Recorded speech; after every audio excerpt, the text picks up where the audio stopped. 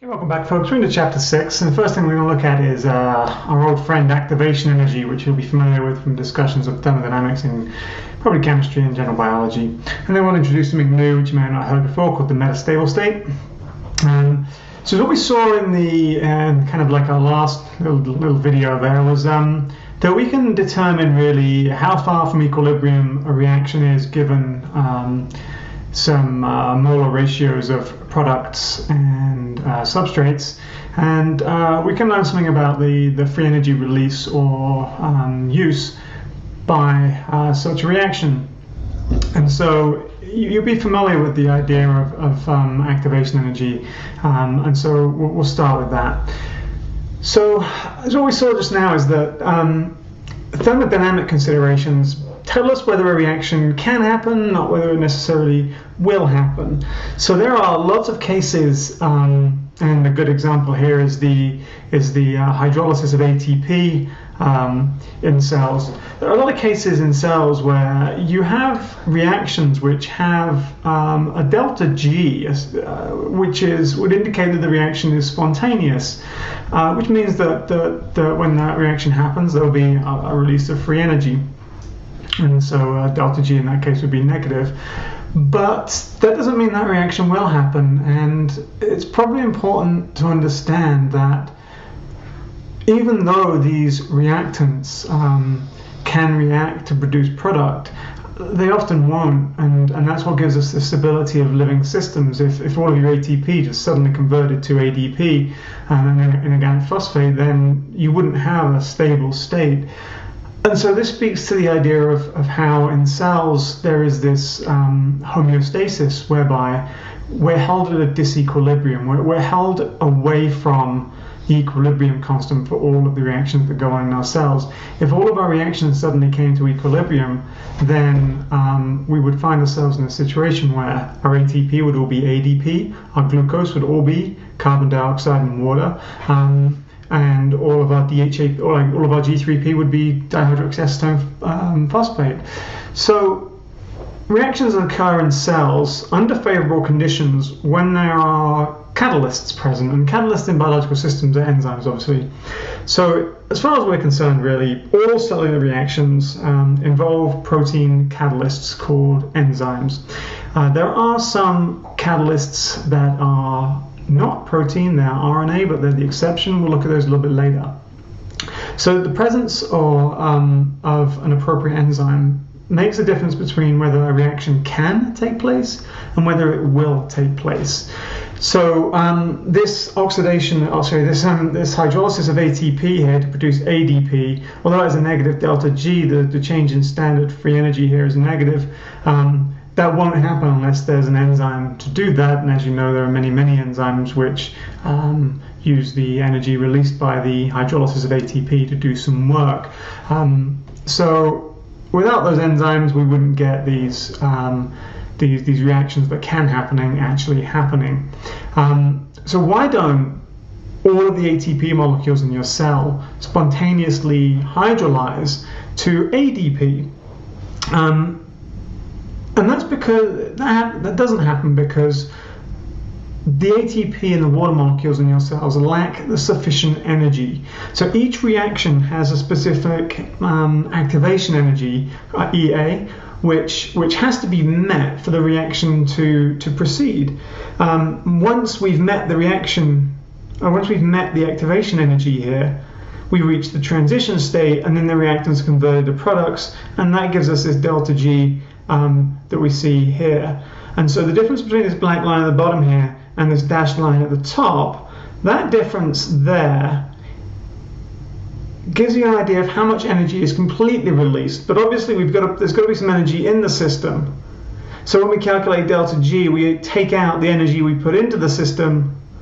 We take that away from the total energy released to give us this difference here, which is the standard free energy change under certain conditions. So these reactants need to reach the transition state.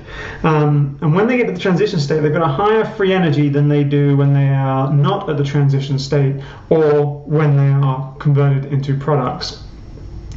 So the rates of our reactions are going to always be proportional to the fraction of the molecules which have an energy equal to or greater than the activation energy. So you're only going to get molecules reacting at any given time when those molecules have enough energy to exceed the value for EA, whatever that EA value is. Think of that as a barrier or a hill you've got to push the reaction over. So if we think about the kinetic energy distribution of molecules under a certain temperature, that would be the distribution here. You see it's a normal distribution.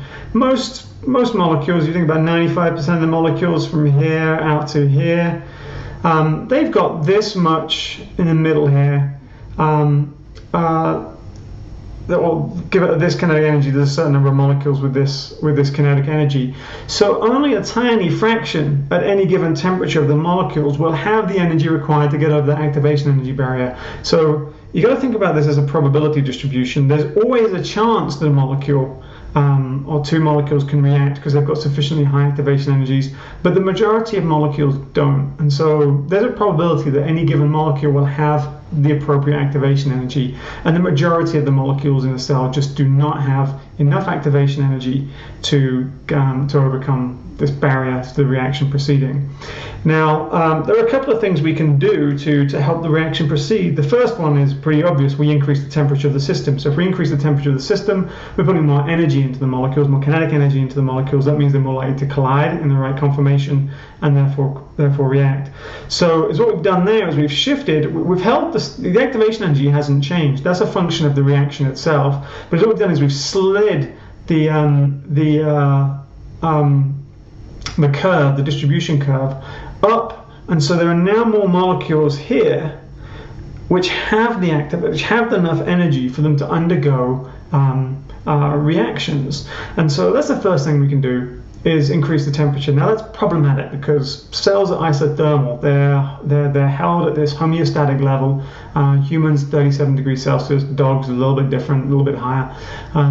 And so you can't really do this. You can't heat up biological systems to get the reactions to occur. So the other thing we can do is we can move the activation energy in some way, and so that's what we'll talk about in a moment. But what we're seeing here is how you can shift the temperature. We don't necessarily change the distribution a huge amount. We have a little bit, but the main thing that we've done is we've allowed more molecules here, this N2 number of molecules, this area under the curve here, to have the energy required to reach the transition state. So the other thing we can do is we can change the amount of activation energy that the system requires or the reaction requires to get us to the point of the reaction proceeding. So you're familiar with this graph over here on the left, probably. You've seen this before. We're just looking at ATP's hydrolysis, and the black line shows us that that under these conditions we've got to reach this transition state, so this much free energy has got to be put in to get to the transition state, and then the reaction will proceed and we'll get the products out at the bottom here.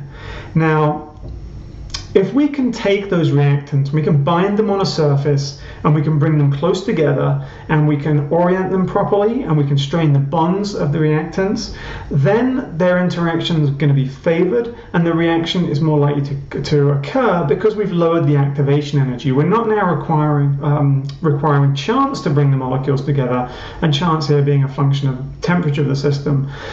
So the catalyst here would be enhancing the rate of a reaction by providing a good surface. If you think about an enzyme, that's the active site, and effectively lowering the activation energy. Now, inorganic catalysts, they still provide this good surface, but an enzyme is doing that with its active site. So if we think about a catalyst having three kind of fundamental properties that allows it to do its job of lowering the activation energy. First of all, they increase the reaction rate by lowering the activation energy, so that's the first property of a catalyst. Second one is they form transient, reversible complexes with the substrates, and then they change the rate at which equilibrium is achieved. So they change how quickly we get to the equilibrium point. They don't change the position of the equilibrium point though, so the equilibrium constant for reaction doesn't change just because we're using a catalyst. Just like delta G, the actual difference between between the start and the end of the reaction doesn't change, given the fact that we're using an enzyme. That can only be changed really by changing certain properties of the substrates and the products themselves. So, like I say, the catalysts we care about in cells are enzymes. Most of them are proteins, but like I said momentarily ago, some of them are RNA molecules, and those are called ribozymes, and we're going to talk about them in a separate video.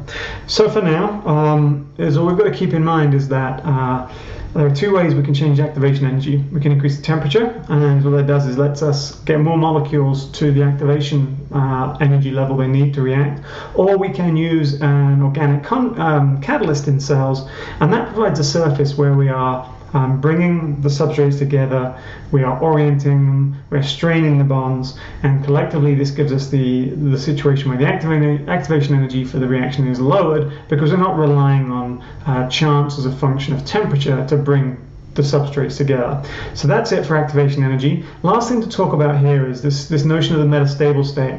So when you have molecules like ATP in the cell, which, given the delta G for ATP being converted to ADP, ATP is technically unstable, but it doesn't break down spontaneously without the assistance of an enzyme to ADP, an inorganic phosphate, and so it's said to be in a metastable state. So any reactant in a reaction with a negative delta G is said to be in a metastable state. So there are many thousands, millions of substrates in your bodies, in your cells, which are held in this metastable state. And under the right conditions, with an enzyme present, then they will be converted into products. So that's it for activation energy in the metastable state. I'll be back next time when we're going to look at the enzyme's active sites.